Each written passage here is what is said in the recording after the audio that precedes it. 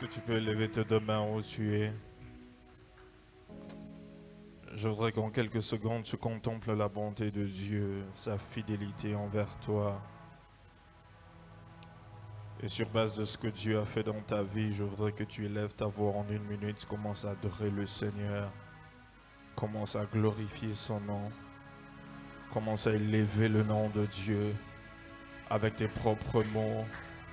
Lorsque tu contemples la bonté de Dieu, sa fidélité dans ta vie, durant cette semaine, durant cette nouvelle journée, durant cette nouvelle année, je voudrais que quelqu'un qui a un cœur reconnaissant commence à adorer le Seigneur. Faisons monter des adorations ce matin en ce lieu. Faisons monter des adorations ce matin en ce lieu. Faisons monter des adorations ce matin en ce lieu.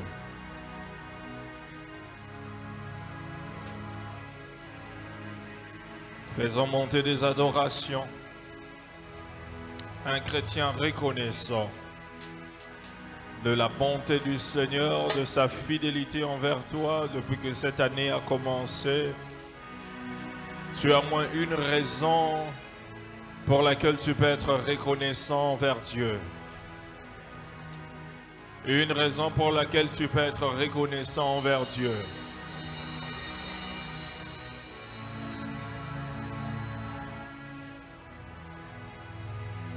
Vas-y, adore le Seigneur, adore le Seigneur. Adore le Seigneur. Adore le Seigneur. Adore le Seigneur.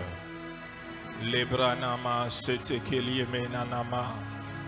Lobranema setakariadadaba setebebebebebe. Nous sommes reconnaissants ce matin, Seigneur. Nous sommes reconnaissants ce matin, Éternel, pour ta bonté, pour ta protection. Merci parce que tu pourvois pour... Oh, nous sommes infiniment reconnaissants. Nous sommes infiniment reconnaissants. Nos cœurs remplis de gratitude envers toi. Parce que ce que tu as fait nous étonne. Ce que tu as fait nous étonne. Ce que tu fais nous étonne.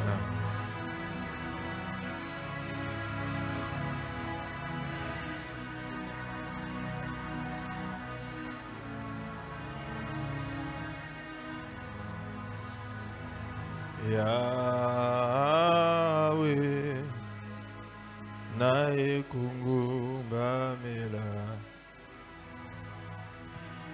Yahweh, nae. Si tu connais les chants, tu peux chanter. Libo sonayo.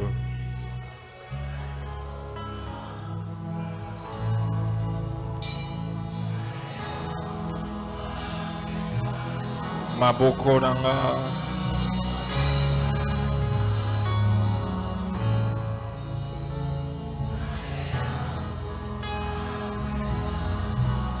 Yahweh Yah Nae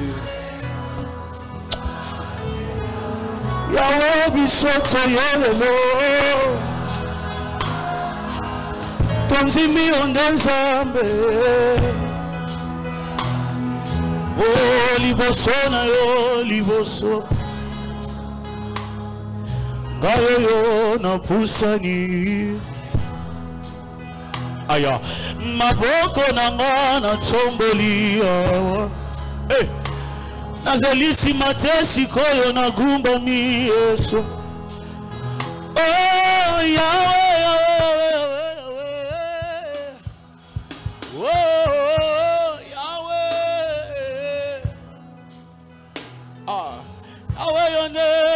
Kilo sambo Yesu Yahweh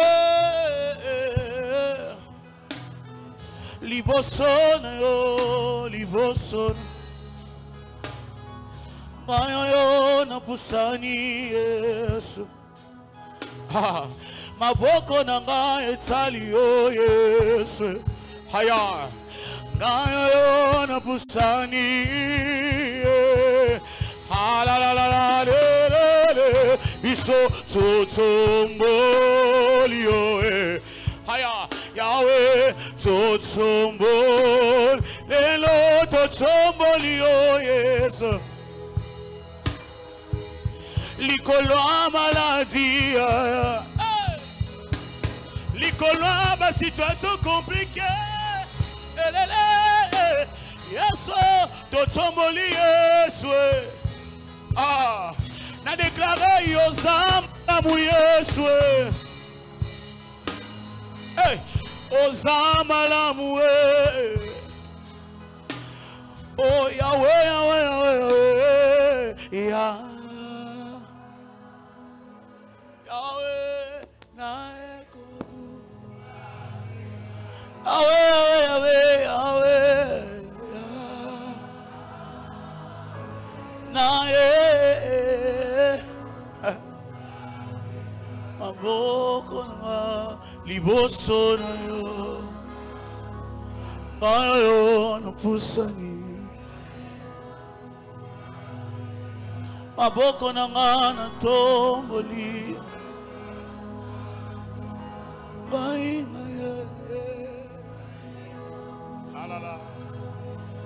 Père éternel, nous te remercions pour ce moment magnifique que tu nous accordes. Merci pour cette matinée. Merci de nous avoir réveillés ce matin. Éternel, être en vie ce dimanche 14 janvier n'est pas un fait du hasard. Nous reconnaissons que si nous sommes en vie ce matin, si nous marchons, nous parlons, nous sommes capables de t'acclamer. C'est parce que tu l'as permis, tu nous as gardés, tu nous as protégés, tu nous as emmenés en ce lieu ce matin. C'est pourquoi nous te glorifions fortement pour ta bonté. Parle-nous ce matin au travers de ta parole. Merci pour ta présence, merci pour l'esprit de révélation, de connaissance. Instruis-nous, oriente-nous, dirige-nous. Seul ton nom sera glorifié et ton peuple sera édifié. Le diable sera horrifié. Au nom suprême de Jésus, nous avons prié. Quelqu'un crie fortement Amen. Peux-tu saluer 4 personnes autour de toi? Tu lui dis bon dimanche, comment tu vas? Content de te voir. Bienvenue à notre premier culte. Bienvenue à ce premier culte. Que Dieu te bénisse. Avant de t'asseoir, nous allons lire un verset biblique.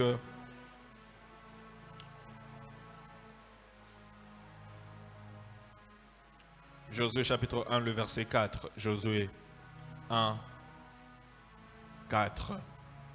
Quelqu'un est content d'être dans la présence de Dieu. Josué 1, 4, la Bible dit: vous aurez pour territoire depuis le désert et le Liban jusqu'au grand fleuve, le fleuve de l'Euphrate, tout le pays de Zécien, jusqu'à la grande mer vers le soleil couchant. Parole du Seigneur. Tu peux t'asseoir, merci. Dan, est-ce que je peux... Je vais continuer le message du dimanche passé où nous parlons de quelques vérités sur la conquête.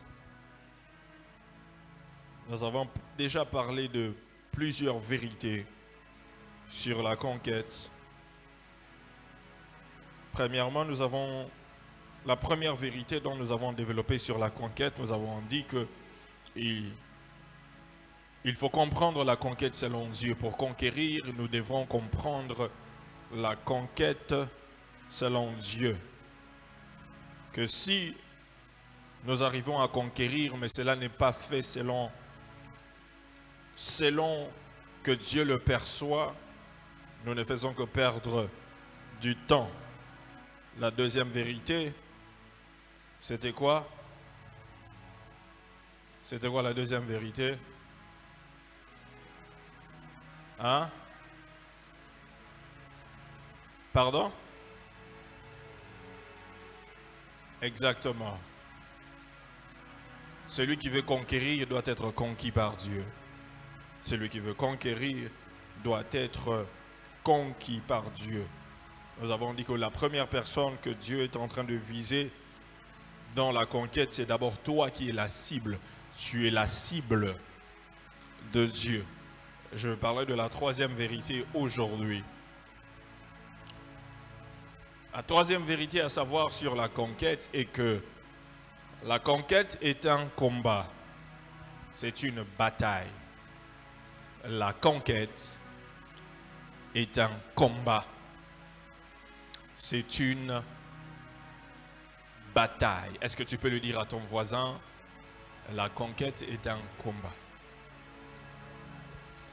Essaye de bouger ton voisin. Dis-lui, tu es encore sur ton lit ou bien tu es ici? Hein? Bouge-le, bouge-le. Je te donne l'autorisation de le bouger. Tu lui dis, voisin, tu es encore au lit ou tu es ici à l'église. C'est comme si tu nous as laissé ton corps, mais toi tu n'es pas là. Dis-lui, voisin, la conquête est un combat.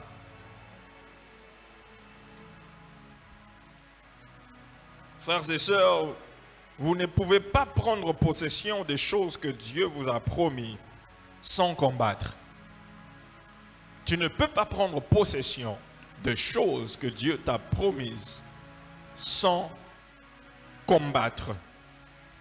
Nous savons tous que cette année 2024 est une année de la conquête pour nous les gagneurs d'âme. Et lorsque Dieu est en train de parler de la conquête, ça veut dire que nous allons nous engager dans un combat fervent. Un combat fervent afin d'entrer en possession de ce qui nous revient, de ce qui nous a été promis. C'est un combat. La conquête, c'est un combat. Et nous voyons que Dieu est en train de parler à Josué. Il lui dit que vous aurez pour territoire, il décrit le pays. Mais il est en train de dire que le pays des Essiens, le pays de Cananéens, nous avons entendu pendant la semaine que la terre promise n'est pas vide, elle est occupée. La terre promise n'est pas vide, elle est occupée. Dis à ton voisin, la terre promise n'est pas vide, elle est occupée. Et alors, pour prendre possession de cette terre promise que Dieu te donne, tu dois t'engager dans un combat. Tu dois t'engager dans une bataille. Il ne faut pas seulement dire qu'on a déclaré que cette année est une année de la conquête. Et puis toi, tu croises les bras. Tu attends que Dieu puisse conquérir pour toi. Non. Lorsqu'on parle de la conquête, on parle de combat. Il s'agit d'un combat. Tu vas combattre et tu dois combattre. Dans la conquête, Dieu a sa part de responsabilité et toi aussi tu as ta part de responsabilité. Je répète encore une fois de plus que dans la conquête, Dieu a sa part de responsabilité et toi également tu as ta part de responsabilité. Dieu va faire ce qu'il a décidé de faire, mais toi aussi tu dois t'activer et faire ce que Dieu attend de toi afin de voir l'accomplissement des promesses que Dieu t'a faites. Est-ce que Dieu parle à quelqu'un? Est-ce que Dieu parle à quelqu'un? Aide-moi à dire à ton voisin que Dieu a sa part, toi aussi tu as ta part. Cherche un autre voisin, tu lui dis Dieu a sa part, mais toi également tu as ta part. Donc il ne faut pas laisser toute la responsabilité à Dieu. Non, toi aussi tu dois faire ce que Dieu attend de toi. Des fois nous attendons que Dieu agisse alors que Dieu attend aussi que nous puissions agir afin que lui agisse. Des fois nous attendons que Dieu bouge, mais alors que Dieu attend que toi tu bouges d'abord pour que lui puisse bouger. La conquête est un combat. Matthieu chapitre 11, le verset 12, la Bible dit: depuis le temps de Jean-Baptiste jusqu'à présent, le royaume des cieux est forcé. Et ce sont les violents qui s'en emparent. Ce sont les violents qui s'en emparent. Dis avec moi, ce sont les violents qui s'en emparent. Ah, plus fort que ça, plus fort que ça. Est-ce que tu peux le dire violemment? Ah, tu n'es pas en train de le dire violemment comme quelqu'un qui est violent. C'est ça? Ah, tiens ton voisin, tu lui parles violemment. Tu lui dis, ce sont les violents qui s'en empare. Le royaume des cieux est forcé depuis le temps de Jean-Baptiste. C'est forcé, ce sont les violents qui s'en emparent. Frères et sœurs, tu ne peux pas conquérir la terre promise si tu es un lâche. Tu ne peux pas conquérir la terre promise si tu n'es pas une personne qui est prête à t'engager dans un combat. Tu ne peux pas conquérir la terre promise si tu es un poltron. Non, tu ne pourras pas conquérir la terre promise si tu es un pleurnichard. Quelqu'un qui pleure tout le temps à cause des circonstances de la vie. Tu pleures, on m'a fait ceci, on m'a fait cela, et les gens ne m'aiment pas, et patati patata, ma vie comme ça. Tu pleures, tu pleures, tu pleures. Regarde ton voisin, dis-lui, tu ne peux pas être un pleurnichard et conquérir la terre promise. Hein? Tu ne peux pas être là. Dieu t'a promis une terre. Mais toi, tu es là, tu commences à dire, il y a des géants là-bas. Et je crois que devant eux, nous sommes comme, moi je suis une sauterelle. Et je suis une chenille. Je crois que nous ne pourrons pas conquérir la terre promise. Ça sera difficile. Non, tu dois être un vaillant et une personne déterminée à conquérir ta terre promise.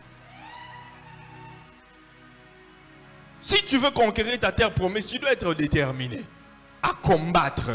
Tu dois combattre jusqu'à ce que tu aies la victoire. Est-ce que quelqu'un comprend ce que je dis? Hein?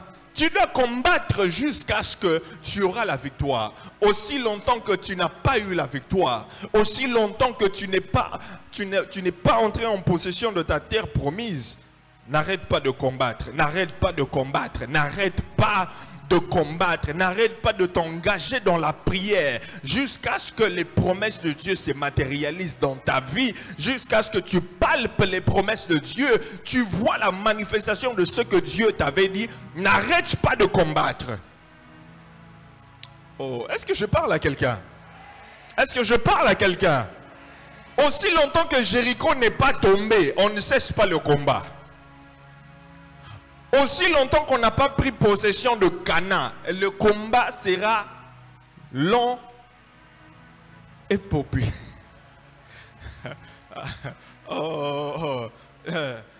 Aussi longtemps que je n'ai pas pris possession de ce que Dieu m'a promis, le combat sera long. Regarde ton voisin, dis-lui. Aussi longtemps que je n'ai pas encore vu le combat là, contre le monde des ténèbres, ça sera long et populaire. Ça sera long, ça sera long. Vous savez, Moïse avait les mains levées pendant que le peuple d'Israël était en train de combattre les Amalécites. Aussi longtemps que ses mains étaient levées, Israël avait la victoire. Lorsqu'il commençait à baisser ses mains, Israël était conquis, était vaincu. Mais aussi longtemps que ses mains étaient restées levées, il avait la victoire. Je prie qu'en 2024, que tes mains restent levées dans la prière. Que tes mains restent levées dans la prière. Que tes mains restent levées dans le combat. Tu vas prier jusqu'à ce que le diable va libérer ta famille, jusqu'à ce que le diable va libérer tes promesses, jusqu'à ce que le diable va libérer ta destinée, jusqu'à ce que Jéricho va tomber. Et je déclare et je proclame, entre toi et le diable, il y a quelqu'un qui va se fatiguer et ça ne sera pas toi, ça ne sera pas toi, ça ne sera pas toi, ça sera les agents du monde des ténèbres qui vont se fatiguer et ils vont dire, je les laisse partir. Le pharaon va se fatiguer, il va dire, ah, sortez, sortez, partez, partez, entrez dans la terre promise, possédez ce que Dieu vous a promis. Cela sera ton témoignage au nom de Jésus. Que tes mains restent levées, que tes mains restent levées dans la prière. Est-ce que Dieu est en train de parler à quelqu'un? Notez bien. Après chaque conquête, il y a une récompense. Après chaque conquête, il y a une récompense. Après chaque conquête, il y a une promotion. Aide-moi à le dire à ton voisin. Après chaque conquête, il y a une promotion. Après chaque conquête, il y a une récompense. Aide-moi à dire à ton voisin, après chaque conquête,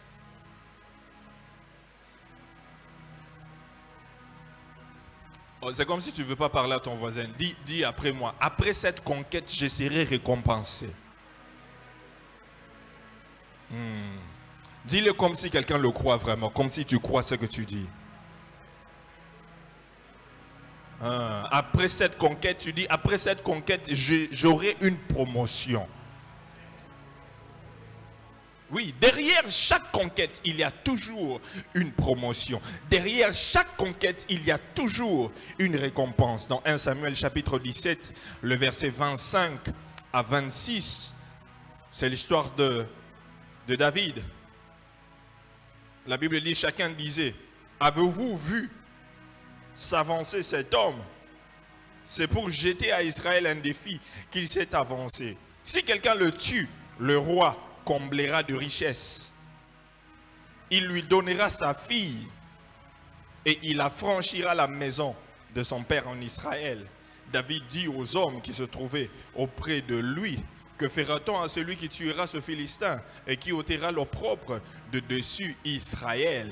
Qui est donc ce Philistin? C'est un circoncis pour insulter l'armée du Dieu vivant. David a demandé quelle sera la récompense après cette conquête.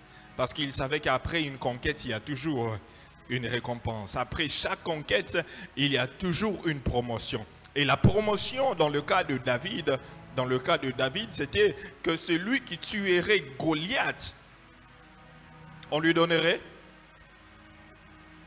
des richesses. Et puis, ça veut dire qu'après la conquête, David allait devenir gendre du roi. Donc de berger derrière les brebis à gendre du roi. Mais David savait également qu'il avait une promesse qu'il allait devenir le roi d'Israël. Il avait déjà été oint comme le prochain roi d'Israël. Alors sachant cela, qu'il y avait une récompense qui allait le rapprocher du trône, il a vu que ce combat c'était un combat utile. Pendant la semaine, on nous a dit que par le pasteur Henri Papa qu'il y a des combats inutiles, mais il y a également des combats utiles. Et le combat contre Goliath était un combat très utile. Pourquoi? Parce que ce combat allait le rapprocher du trône. Il serait dans le cercle restreint du roi et il allait apprendre comment un roi parle, comment un roi se comporte, comment le roi gère son administration, comment il gère le roi. Il allait être proche du trône et il a vu que ce combat était un combat utile. Je vais te rappeler ce qu'on nous a dit pendant la semaine, que évite les combats inutiles. Dis à ton voisin encore, évite les combats inutiles. Évite les combats inutiles. Évite des combats qui ne te rapprochent pas du trône. Évite les combats qui sont en train de prendre ton énergie. Mais vous savez une chose, on nous a dit que le grand frère de David, il parlait à David pour essayer de le décourager. Mais David ne s'est pas engagé dans ce genre de combat-là parce qu'il savait que cela prenait ses efforts, ça prenait son temps. C'était un combat très inutile. Quelqu'un dit c'est un combat très inutile. Mais pendant que j'étais en train de méditer cela, j'ai compris qu'il y a certaines personnes qui n'ont pas une grande destinée, qui n'ont pas une grande vision, qui ne vont nulle part, qui ne savent pas quoi faire dans leur vie. Ils sont prêts à commencer un combat avec toi qui va quelque part, qui a une destinée, qui a une vision. Parce que juste pour que eux deviennent célèbres et populaires derrière ton dos. Ils veulent devenir populaires derrière ton dos. Parce qu'ils voient que toi, tu as une grande destinée. Toi, tu as quelque chose. Toi, tu avances. Alors, ils veulent commencer des combats avec toi. Et ils savent que s'ils t'attaquent et que toi, tu répliques, il y aura du buzz. Oh, vous n'avez jamais vu ça ici à Kinshasa? Quelqu'un qui, on ne le connaît pas, mais il attaque quelqu'un de très connu, de très célèbre, qui est plus avancé que lui. Pourquoi? Parce que quand l'autre là va répliquer, allez, maintenant on va demander, celui-là qui est en train d'attaquer cette personne célèbre, c'est qui? Maintenant, pour que toute l'attention soit tournée vers lui. Je viens dire à quelqu'un, ne donne pas l'opportunité à certaines personnes de devenir célèbres derrière toi, à travers des combats qu'ils vont commencer, à travers des disputes. Ne permets pas à certaines personnes de devenir célèbres derrière toi. Ne permets pas à certaines personnes d'être connues derrière toi. S'ils t'attaquent, c'est parce que toi, tu as une avance, une longueur d'avance par rapport à eux. C'est parce que toi, tu es en avant, ils sont derrière. Et ils veulent quand même être en avant. Donc, ils doivent chercher des problèmes avec toi. C'est ça. Ils veulent devenir quelqu'un en te combattant. Ne leur donne pas l'opportunité. J'ai dit à quelqu'un, ne leur donne pas l'opportunité. Regarde ton voisin, dis-lui, ne leur donne pas l'opportunité. Ne leur donne pas cette opportunité-là de devenir célèbre derrière toi ou de devenir connu pour que les gens puissent les connaître juste parce qu'ils ont créé des problèmes, ils ont cherché un combat avec toi.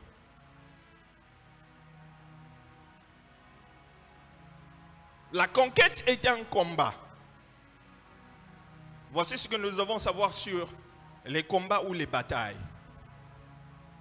Toutes les batailles de notre vie ne seront pas les mêmes et n'auront pas la même taille. Toutes les batailles de notre vie ne seront pas les mêmes et n'auront pas la même taille. Nous ne ferons pas tous face à la même bataille et au même moment. Pas du tout. Nous ne ferons pas tous face à la même bataille au même moment. Chacun de nous ici fait face ou fera face à une différente bataille.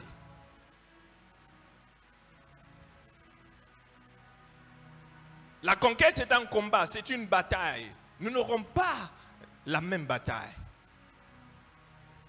Nous n'aurons pas le même combat. Nous n'aurons pas le même problème parce que chacun de nous aura son problème. Vous savez, il y a certains d'entre nous, il y a d'autres qui font face au Jourdain, d'autres qui font face à la mer Rouge, d'autres qui font face à Jéricho, d'autres qui sont encore en train de lutter avec l'ours. Il y a d'autres qui luttent encore avec le lion. Mais il y a de ceux-là qui sont en train de faire face à Goliath. Quelle est ta bataille? Tu es à quel niveau? Demande à ton voisin, tu es à quel niveau? Toi, tu es à quel niveau? Toi, tu as l'ours? Tu es en train de lutter avec le lion? Ou pour toi, là, c'est Goliath? Ou soit c'est Jéricho? Ce sont la muraille de Jéricho. Toi, tu fais face à la muraille de Jéricho. Mais nous n'aurons pas tous les mêmes combats. Nous n'aurons pas tous les mêmes batailles. Même en ce moment, pendant que je parle, nous n'avons pas tous les mêmes combats et batailles. Pourquoi? Parce que les batailles de notre vie sont liées à notre destinée. Oui. Les batailles de notre vie sont liées à notre destinée. Pour les enfants d'Israël, leur bataille, c'était la muraille de Jéricho. Ils ont fait face au Jourdain. Et la plus grande bataille, c'était celle de la conquête de la terre promise.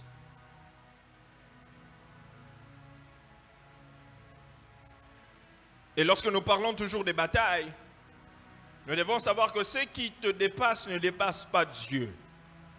Lorsque tu fais face aux batailles, tu dois savoir que ce qui te dépasse ne dépasse pas Dieu.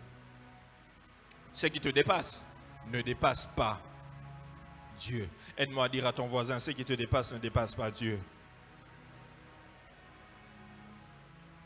Cherche un autre voisin, tu lui dis, ce qui te dépasse ne dépasse pas Dieu. En d'autres termes, ce qui échappe à ton contrôle ne peut jamais échapper au contrôle de Dieu. Ce qui échappe à ton contrôle ne peut jamais échapper au contrôle de Dieu. C'est une chose que tu dois retenir. Tu dois retenir cela. Troisième chose à savoir sur la bataille est que Dieu a une solution particulière pour chacune des batailles. Dieu a une solution particulière pour chacune des batailles.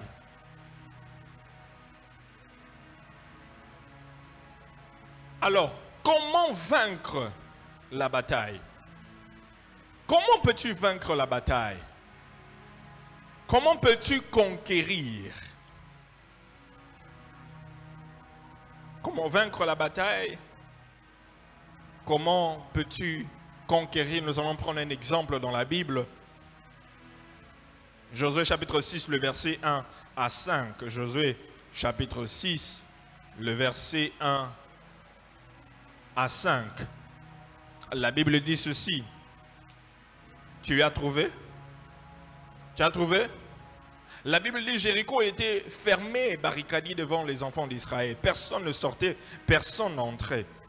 L'Éternel dit à Josué, vois, je livre entre tes mains Jéricho et son roi, ses vaillants soldats. Faites le tour de la ville, vous tous les hommes de guerre. Faites une fois le tour de la ville. Tu feras ainsi pendant 6 jours. 7 sacrificateurs porteront devant l'arche 7 trompettes retentissantes. Le 7e jour, vous ferez 7 fois le tour de la ville. Et les sacrificateurs sonneront des trompettes. Verset 5. Quand ils sonneront de la corne retentissante, quand vous entendrez le son de la trompette, tout le monde poussera des grands cris. Alors la muraille de la ville s'écroulera et le peuple montera chacun devant soi. Est-ce que tu peux pousser un grand cri? Ah, est-ce que tu peux pousser un grand cri? Ah, tu étais distrait, hein? Je répète, est-ce que tu peux pousser un grand cri qui peut faire tomber la muraille de Jéricho?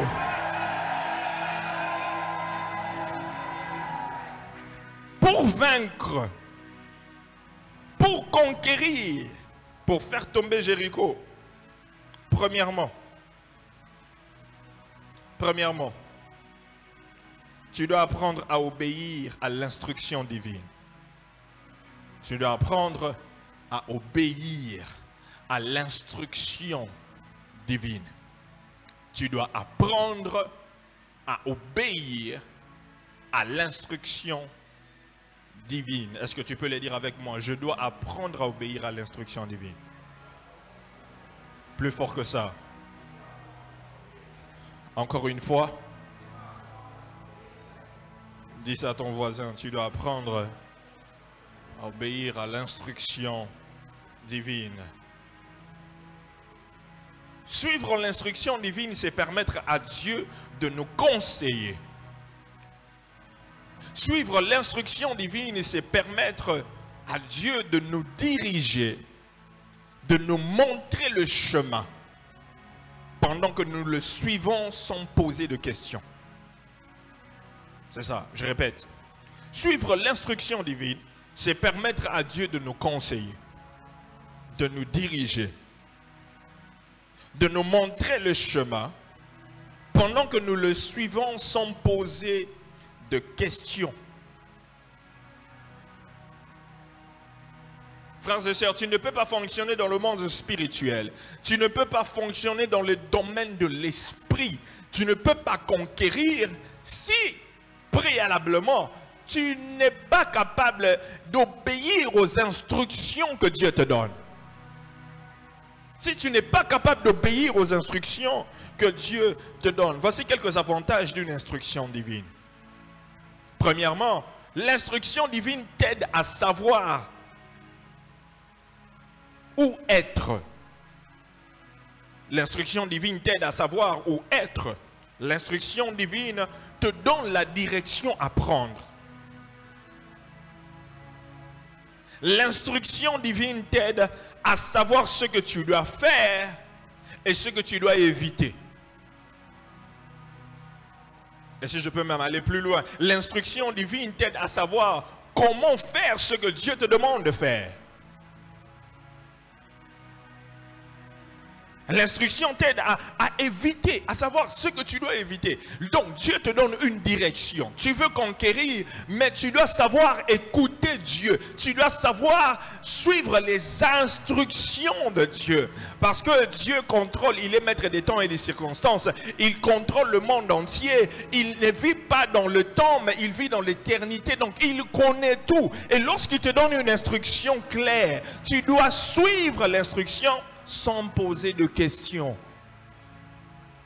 Oh, est-ce que quelqu'un m'entend? Quelqu'un entend ce que je dis?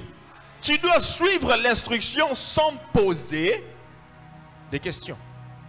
Souvent, l'instruction que Dieu va te donner, ça sera une folie. C'est une folie. Aux yeux des hommes, c'est une folie.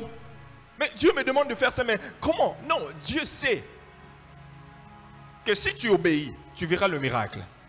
Si tu obéis, Jéricho va tomber. Si tu obéis, tu vas entrer dans ton canon. Si tu obéis, tu vas provoquer un miracle. Si seulement tu obéis.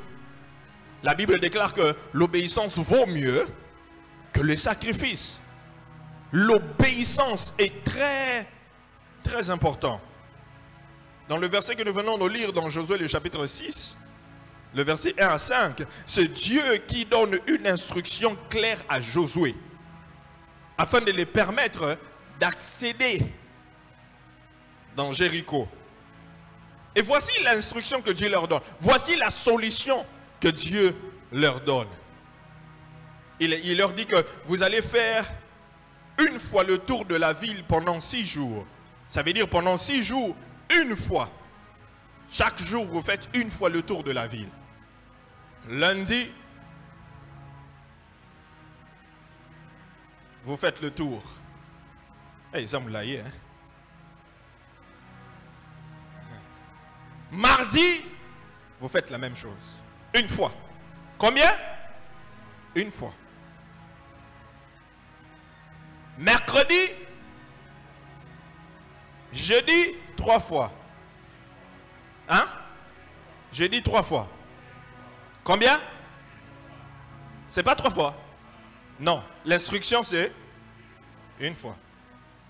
Imagine que le peuple d'Israël fait 2 fois et qu'il est bébite. Hein? 4e jour, une fois. 5e jour, une fois. 6e jour, une fois. Et Dieu continue à dire que le 7e jour, vous ferez 7 fois le tour de la ville. Seigneur, pourquoi 7 fois? Toi, obéis seulement. Pourquoi 7 fois? Toi, obéis. Ne pose pas de questions. Fais d'abord. Exécute-toi. Le 7e jour, ils ont fait 7 fois le tour de la ville. Et après, il dit qu'après cela, les sacrificateurs vont sonner de la trompette. Et tout le monde va pousser des grands cris. Et Dieu dit que la muraille va tomber. Ah, Seigneur. On n'a pas combattu. Donc, on tourne seulement une fois chaque jour. On rentre à la maison, on dort. On se réveille encore, on tourne une fois. On rentre à la maison, on dort. C'est sûr que les personnes qui étaient dans Jéricho, ils sont en train de le regarder comme ça. Ils disent, mais ces gens-là sont fous. Ils ne font que tourner. Ils ne font que tourner. Je ne sais pas s'ils n'ont pas fait le sport dans leur pays. Ils viennent faire du marathon autour de Jéricho, en train de courir. Tourner, tourner, tourner, tourner. Mais ces gens ne font rien. Ils ne font que tourner. C'est de la folie. Mais ils ne savent pas que le peuple d'Israël ne faisait qu'obéir aux instructions de Dieu. Et la Bible dit, ils ont tourné 7 fois. Le 7e jour, ils ont tourné 7 fois. Et après, les sacrificateurs ont sonné de la trompette. Et le peuple a crié. Tel que vous criez maintenant.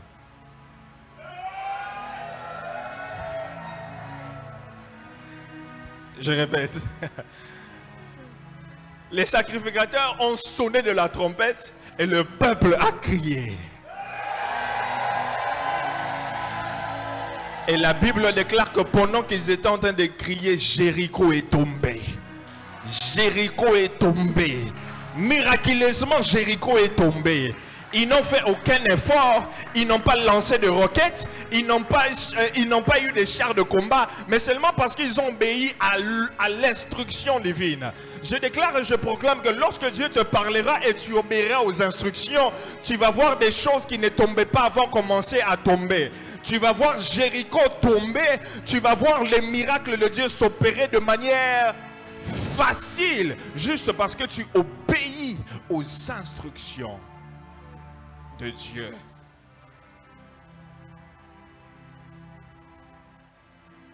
Je viens dire à quelqu'un ce matin, obéissez-moi aux instructions de Dieu en cette année. Toutes les instructions que Dieu va te donner en cette année, obéis seulement et tu verras le miracle de Dieu.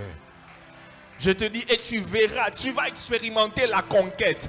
Il y a des domaines de ta vie où dans le passé, en 2023, tu as lutté pour avoir la conquête, tu as lutté pour voir la main de Dieu, tu as lutté pour avoir des miracles. Mais lorsque tu vas seulement obéir aux instructions, il y a des portes qui vont s'ouvrir sans que tu ne puisses faire des prières longues. Il y a des opportunités que tu auras sans que tu ne puisses faire des grands efforts. Juste à cause de ton obéissance. Seulement ton obéissance. Et souvent les instructions de Dieu peuvent être folles. Notez bien, Dieu n'agira pas toujours de la même manière. Dieu ne te donnera pas toujours les mêmes instructions. Devant la mer Rouge, il dit à Moïse, prends le bâton et il tend le bâton devant la mer Rouge. Et tend le bâton devant la mer Rouge. Devant Jéricho, il dit, vous devez tourner. Devant Haï, il dit, vous ne prenez rien. Ne touchez pas les interdits. Dieu n'est pas dans la monotonie. Et vous savez, souvent, nous les chrétiens, nous croyons que Dieu va agir de la même manière. Dieu n'agira pas toujours de la même manière devant tous les combats de ta vie. Il n'agira pas toujours de la même manière. Des fois, il va te dire, tourne une fois et puis après tu cries. Des fois, il va te dire, étends ta main comme ça. Des fois, il va te donner une instruction différente. Ne t'attends pas que Dieu te donne les mêmes instructions pour les mêmes combats. Non. Dis à ton voisin, Dieu ne te donnera pas les mêmes instructions. Et souvent nous attendons que Dieu agisse de la même manière qu'il agit dans les combats précédents. Non. Dans les batailles précédentes, non. Nous voulons que Dieu agisse de la même manière. De la même manière. Non. Il n'agira pas de la même manière. Il n'agira pas toujours de la même manière. Oh, tu entends ce que j'ai dit? J'ai dit que Dieu n'agira pas toujours de la même manière. Dieu n'agira pas toujours de la même manière. Il n'agira pas toujours de la même manière. Il y a un aveugle pour qui il a jeté le crachat par terre. Il a pris et puis il a mis sur ses yeux. Les yeux se sont ouverts. Et il y a encore d'autres aveugles pour qui il n'a pas prié. Il a dit, allez voir le principal sacrificateur. Et pendant qu'ils partaient, ils étaient guéris. Nous ne devons pas être comme ce général. Le général qui va voir le prophète Élisée. Et puis, par cause de sa lèpre, et il arrive là-bas, le prophète lui dit, va te jeter. Il ne le voit même pas. Il dit à la porte, dites-lui d'aller se jeter dans le Jourdain 7 fois. Et puis il sera guéri. Et le général qui dit, mais comment? Moi, je croyais qu'il va m'appeler, il va me poser les mains, il va faire rabat, il va me faire entrer ou bien à ma fouta. Non! Il dit seulement, tel que tu es là-bas, va seulement te mettre dans le Jourdain 7 fois. Il s'est fâché. Heureusement qu'on l'avait conscient, on l'a dit, mais qu'est-ce que tu vas perdre si tu vas seulement te jeter? Qu'est-ce que tu vas perdre? Il allait passer à côté de sa bénédiction comme ça parce que l'instruction qu'on lui avait donnée l'énerve. Oh. Je viens dire à quelqu'un, quand Dieu te parle, obéis seulement. Obéis seulement. Peut-être c'est ta bénédiction là, c'est ta bénédiction qui est sur le point d'arriver. Mais toi là, tu regardes, tu dis, mais comment? Comme non, obéis seulement. Obéis seulement. Tu ne sais pas ce que Dieu essaie de te préserver ou de préserver ta famille. Tu ne sais pas ce que Dieu est sur le point de te donner. Obéis seulement à l'instruction. Très important. Est-ce que quelqu'un est en train de suivre ce que Dieu lui?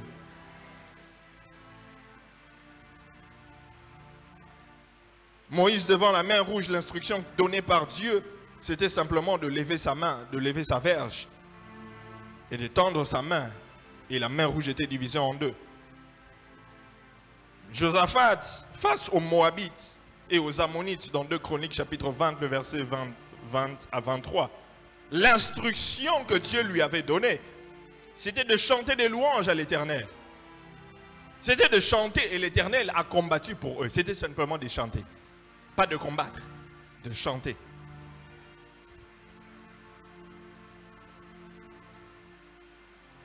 Je prie que Dieu te donne des instructions claires.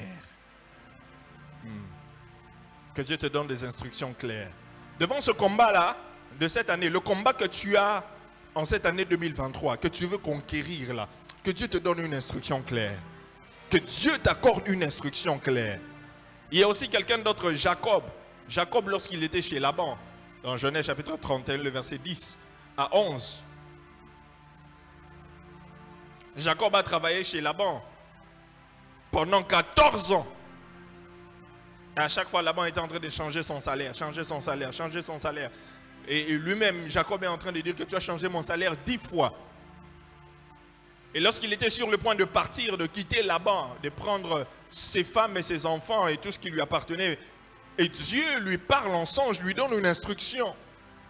Et c'est cette instruction-là qui fait en sorte que Jacob ne part pas les mains vides. Il part un homme riche, avec des biens. Pourquoi? Parce qu'il avait reçu une instruction divine. Je lève ma main droite et je prie que Dieu, le Dieu des cieux, te parle clairement et qu'il te donne des instructions en cette année 2024, des instructions qui vont te permettre de faire tomber Jéricho, des instructions qui vont te permettre d'être en avance et d'avoir une longueur d'avance par rapport à tes ennemis. Que Dieu te donne des instructions qui vont te permettre d'entrer dans Canaan. Oui. Et quand Dieu te donnera ces instructions, qu'est-ce que tu dois faire? Hein? Dis à ton voisin, voisin, lorsque Dieu te donnera des instructions, obéis seulement. Ne discute pas, obéis seulement. Je vois quelqu'un ici aux années longues, il y a discuter. Mais on ne discute pas. Avec Dieu, on ne discute pas. Avec Dieu, on ne négocie pas. On obéit seulement. On obéit seulement. On obéit seulement. Abraham, Dieu lui demande de sacrifier son fils unique. Il obéit seulement. Il ne demande pas à Dieu, mais pourquoi tu as besoin de... Non, non, non, il obéit seulement. Il prend seulement, il monte et il va pour tuer. Il obéit seulement. Et lorsqu'il est sur le point de... et là, je dis, maintenant je sais. Oh, donc, depuis longtemps, tu ne savais pas. C'est seulement maintenant que tu sais. Donc, depuis longtemps que Dieu, on a marché avec toi pendant toutes ces années. Donc, tu ne savais pas que moi, je t'aimais. C'est seulement quand je suis sur le point de tuer que tu me dis, ah, je sais. Donc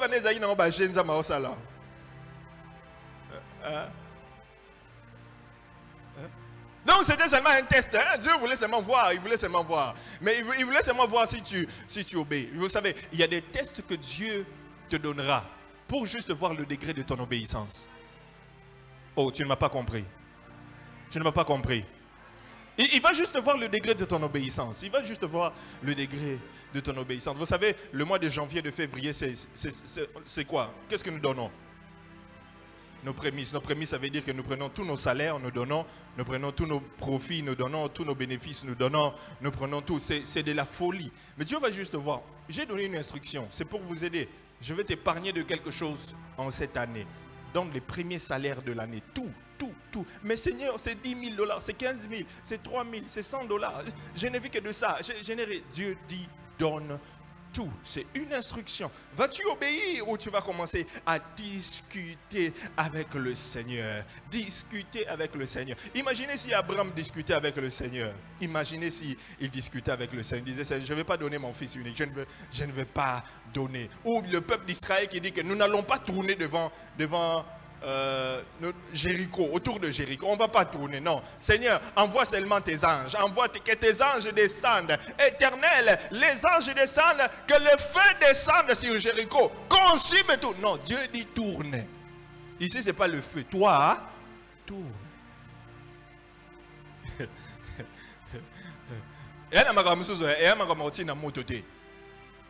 Oh, le feu. On n'a pas besoin de prier pour toi. Hein? Il y a d'autres situations. Tu n'as pas besoin que le pasteur prie pour toi. On peut seulement te donner une instruction. Fais ça, ça, ça. Et tu verras.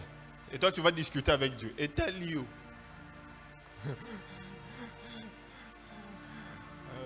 Une fois, quelqu'un est venu me voir avec un problème. Je lui ai dit, ok. Je lui ai dit, fais ça.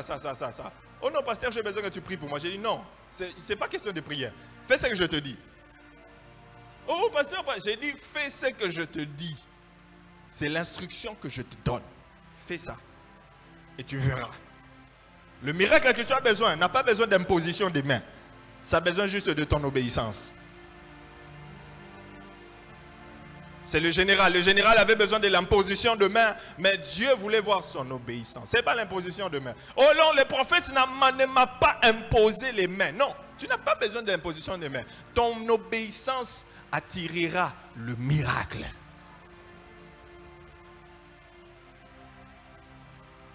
Pour aujourd'hui, je m'arrête là. Que Dieu vous bénisse.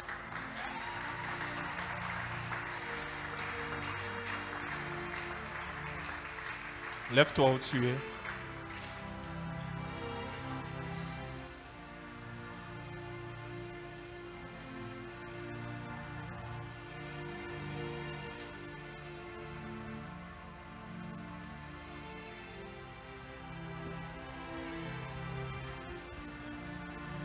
Vous savez, il y a beaucoup de gens.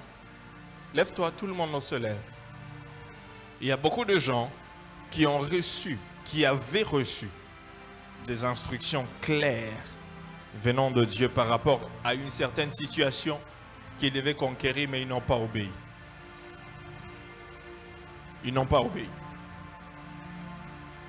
Et aujourd'hui, ils subissent les conséquences de leur désobéissance. Ils subissent les conséquences de leur désobéissance.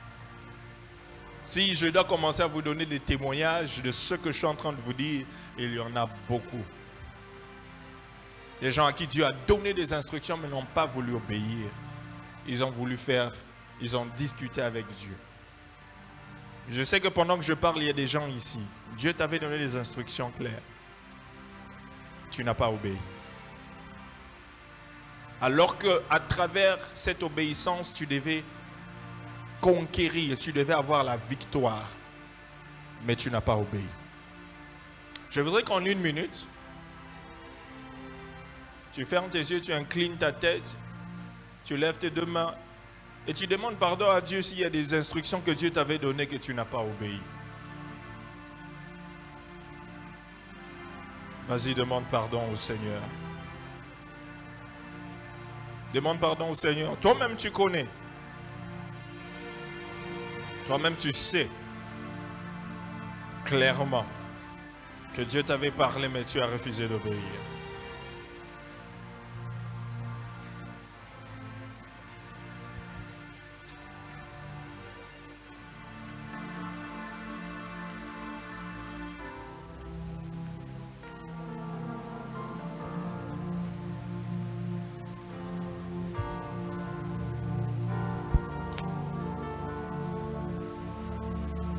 Je voudrais que tu fasses une deuxième prière. Tu dis au Seigneur, tu lui montres la décision que tu prends ce matin. Tu lui dis, Seigneur, je suis décidé d'obéir à toutes les instructions que tu vas me donner afin que je sois capable de conquérir ma terre promise en cette année 2024. Élève ta voix, prie le Seigneur. Élève ta voix, prie le Seigneur.